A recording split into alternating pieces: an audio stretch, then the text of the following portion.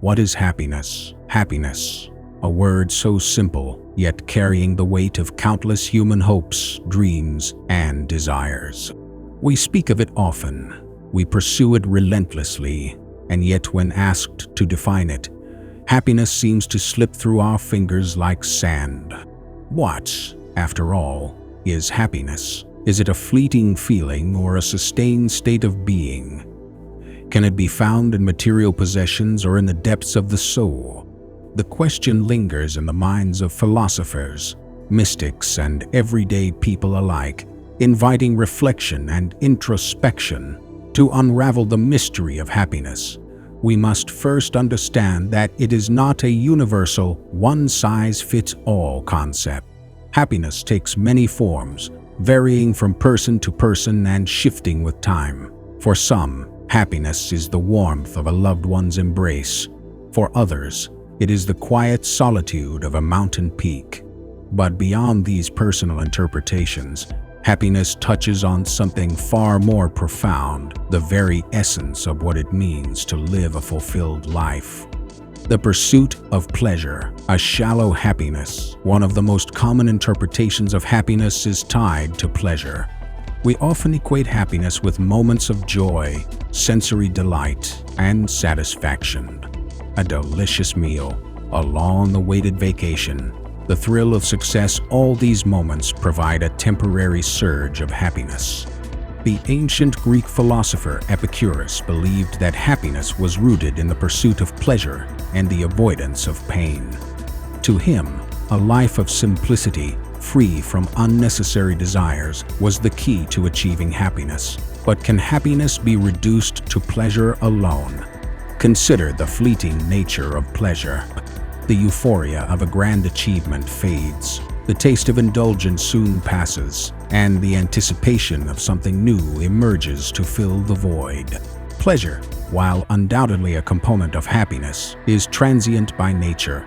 It offers momentary satisfaction, but can it offer lasting contentment? Modern society often reinforces this shallow interpretation of happiness, encouraging the pursuit of material goods, status, and instant gratification. Advertisements promise happiness in the form of luxury items, and social media presents curated images of an ideal life where joy seems always within reach. But despite these messages, the truth becomes clear. Pleasure alone cannot sustain happiness. It is a fleeting emotion, one that can leave us feeling empty once its glow has faded. Eudaimonia, the happiness of purpose. If pleasure is not the key to lasting happiness, then what is?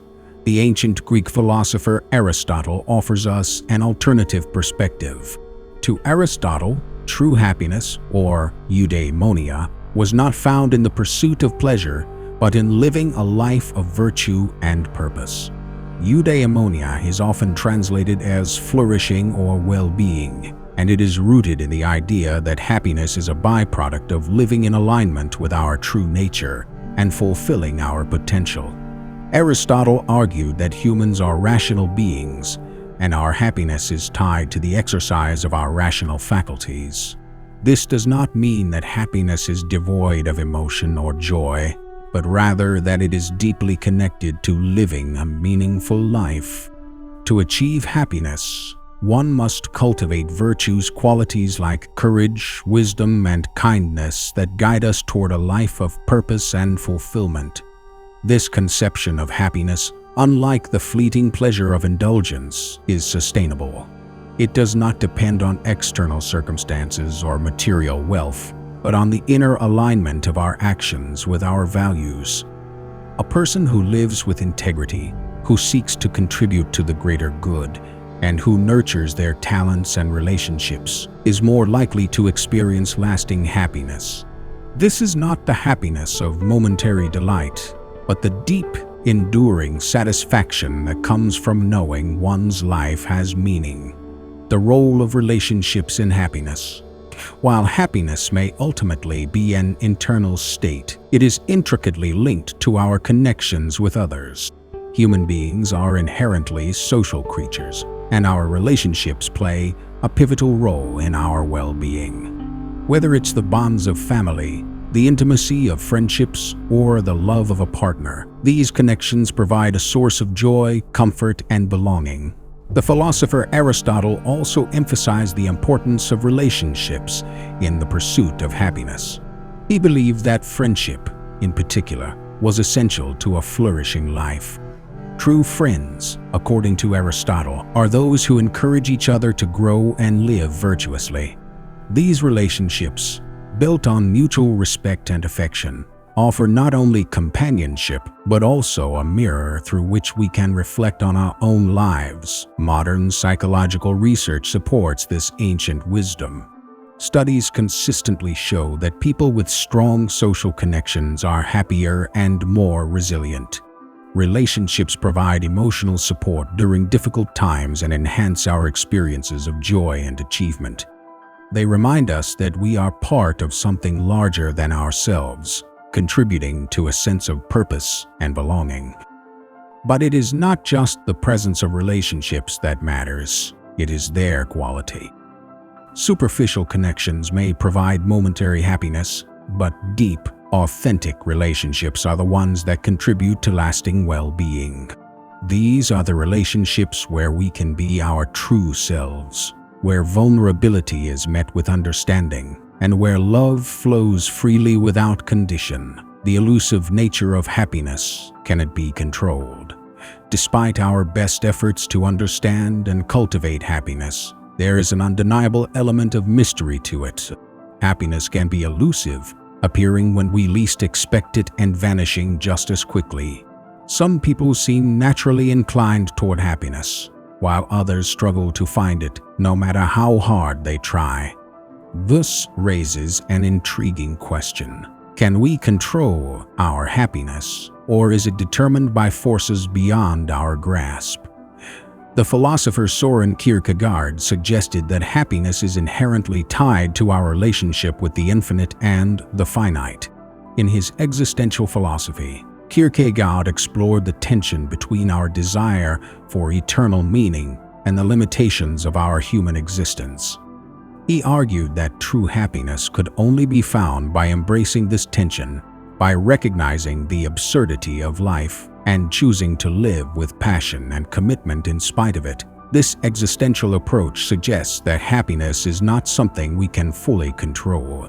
It is shaped by our circumstances, our choices, and even our temperament. But while we may not be able to dictate every aspect of our happiness, we can influence it through our mindset and actions. Viktor Frankl, a Holocaust survivor and psychologist, famously wrote that even in the most extreme suffering, humans have the freedom to choose their attitude. He argued that finding meaning in suffering was a path to inner peace and ultimately happiness. Thus, while happiness may not be a constant state or something we can command at will, it is something we can cultivate through our perspective, our relationships, and our actions. It is less about controlling happiness and more about creating the conditions for it to arise naturally. The paradox of happiness. Seeking without searching. Perhaps the most paradoxical aspect of happiness is that it often eludes those who seek it most fervently. This paradox has been explored by countless philosophers, from Lao Tzu to John Stuart Mill. Lao Tzu, the founder of Taoism, famously wrote, "If you want to be happy, let go of your desire for happiness." This insight suggests that the pursuit of happiness, when driven by desire and attachment, can become a trap. Instead of obsessively chasing after happiness, Lao Tzu advocated for living in harmony with the natural flow of life, allowing happiness to emerge spontaneously. Similarly, John Stuart Mill noted that happiness is not something we can pursue directly. Rather, it comes as a byproduct of other pursuits, such as love, work, and personal growth. Happiness, in this sense, is a gift that life bestows upon us when we are not looking for it. This paradoxical nature of happiness challenges our modern goal-oriented mindset. In a world where we are taught to set goals, measure progress, and achieve success. The idea of letting go of our pursuit of happiness can seem counterintuitive. Yet, many who have experienced deep, lasting happiness attest that it is found not in the relentless pursuit of pleasure or success, but in the quiet moments of presence, connection, and acceptance. The intriguing conclusion: happiness as a journey. As we come to the end of this philosophical exploration, the question, what is happiness, remains as elusive as ever. It is not a single emotion, nor is it a fixed state of being. It is perhaps best understood as a journey rather than a destination. Happiness is shaped by our choices, our values, and our relationships. But it is also influenced by forces beyond our control.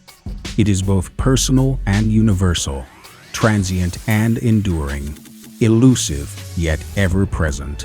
In our search for happiness, we discover more than just moments of joy. We uncover deeper truths about ourselves, our purpose, and our connection to the world around us. In the end, happiness may not be something we can fully grasp or define, but perhaps that is what makes it so precious.